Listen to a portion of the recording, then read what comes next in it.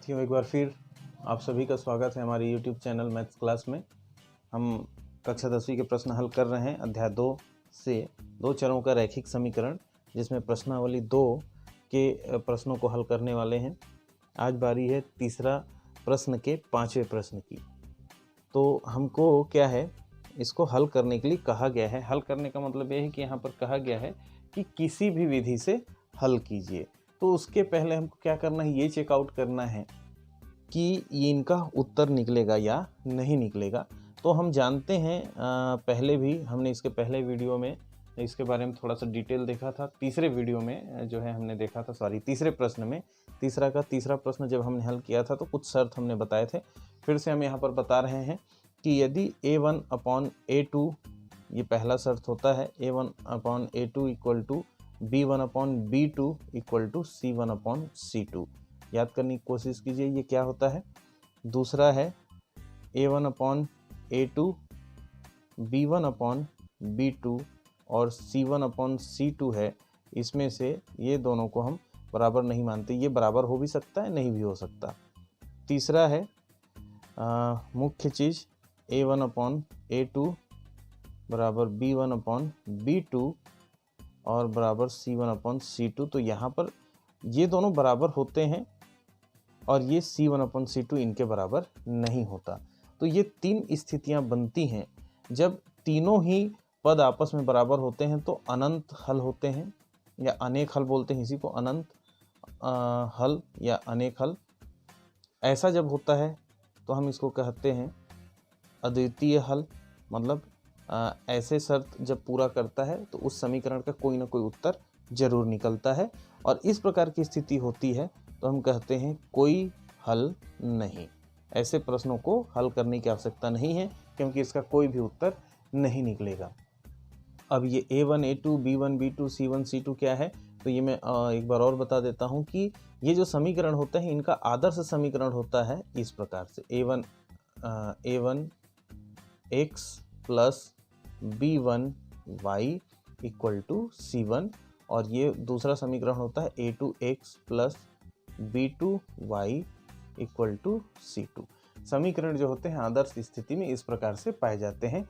x के सामने में जो संख्या होगी उसको a1 y पहले समीकरण के लिए, ये पहले समीकरण के लिए और ये दूसरे समीकरण के लिए। तो पहले समीकरण में x के सामने जो होगा उसको a1, y के सामने जो होगा उसको b1 और c1 जो होगा x और y के बिना वाला। ठीक है। वैसे ही दूसरे समीकरण में हम देखेंगे x के सामने में जो भी संख्या होगी वो a2, y के सामने जो भी संख्या होगी b2, और जो इन दोनों को छोड़कर बच जाएगा वो c2 होता है। तो इन्हीं शर्तों की सहायता से हमको पहले चेक करना है कि ये जो समीकरण दिए गए हैं इनका अनंत हल होगा, अद्वितीय हल होगा या कोई हल नहीं होगा।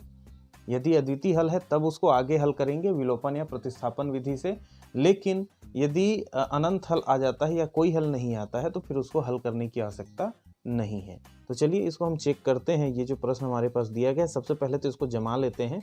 तो हमारे पास जो प्रश्न है 3x - 4y इक्वल -1, तो इस रूप में जमाने के लिए क्या होगा, एक्स वाई वाले को बराबर के इधर, और जो बिना एक्स वाई वाला होता है संख्या जो होता है उसको हमको बराबर के इस पक्ष में रखना होता है। मतलब हम इसको बायां पक्ष और इसको दायां पक्ष में रखेंगे। तो ये एक था, पक्षांतर को उधर जाएगा तो ये एक ही रहेगा, लेकिन यहाँ माइनस था, यहाँ क्या बन जाएगा, प्लस बन जाएगा। ये आपका हो गया पहला समीकरण।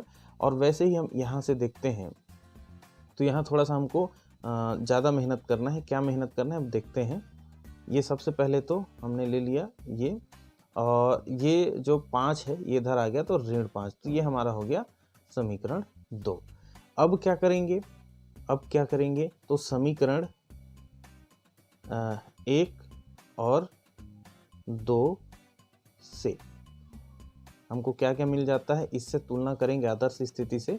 तो a1 इक्वल टू मिल जाता है 3, b1 इक्वल टू मिल जाता है -4। देखते जाइए, यहाँ पर x के सामने 3 था, हमने 3 रखा, y के सामने -4 है तो b1 हो गया -4 और c1 हो गया 1। वैसे ही a2 के लिए निकालेंगे तो क्या निकलेगा, 2 निकलेगा।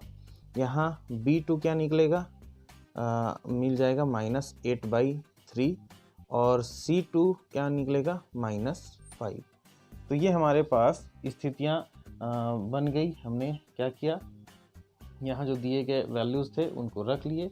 अब रखने के बाद इसको हम चेक करते हैं कि हमको मिलता क्या है।